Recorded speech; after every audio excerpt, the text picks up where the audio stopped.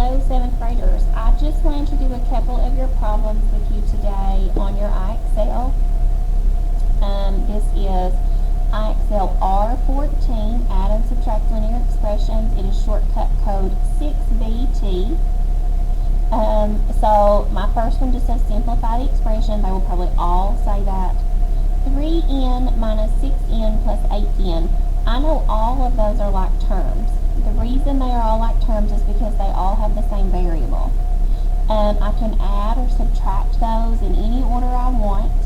I do have to remember that this 6n is negative. So 8 plus 3, my positives are 11. 11 minus 6 means that this is 5n. 2m plus m. Now I know this m that does not have a number, this is 1m.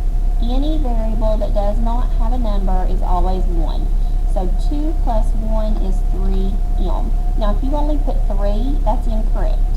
You have to include the variable. 4p plus 5p plus 1. 4p plus 5p are like terms.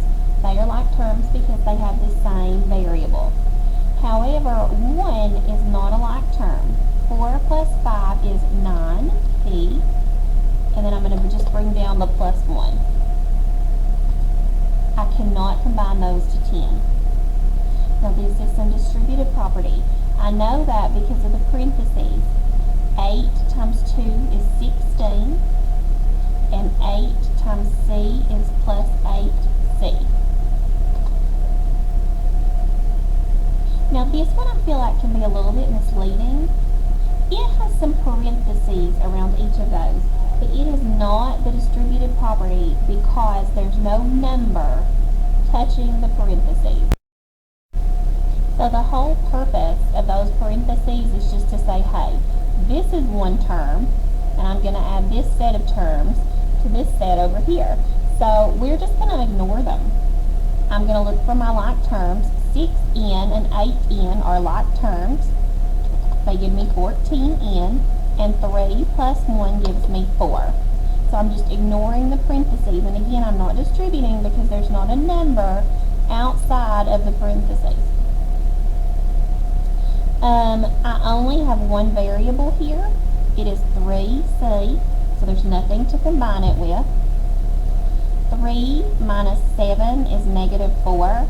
Negative 4 plus 10 is positive 6. You also could add your positives first. 3 plus 10 is 13. 13 minus 7 is still 6.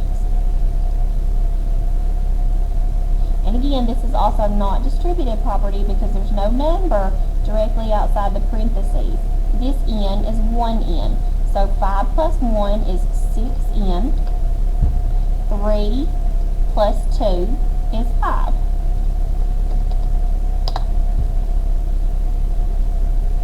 I have 8y and 9y, which is 17y. And then I have negative 6 plus 10, which is positive 4. Okay, last one. This is also not distributive property. However, do you see this negative sign here in the middle? This negative is going to extend to both of those because it is touching the parentheses. So this is really going to be like 7g plus 7 minus 3g minus 6. So it is sort of like we're distributing a negative 1 to both of those. So 7 minus 3 is 4g, and 7 minus 6 is 1. So that one is a little different because this is a negative sign out here. It does apply to both of those. Okay, now this one does have some distributive property, and you will probably maybe want a piece of paper nearby. So I have negative 4.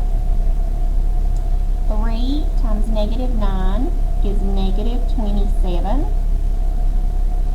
And 3 times negative j is negative 3j.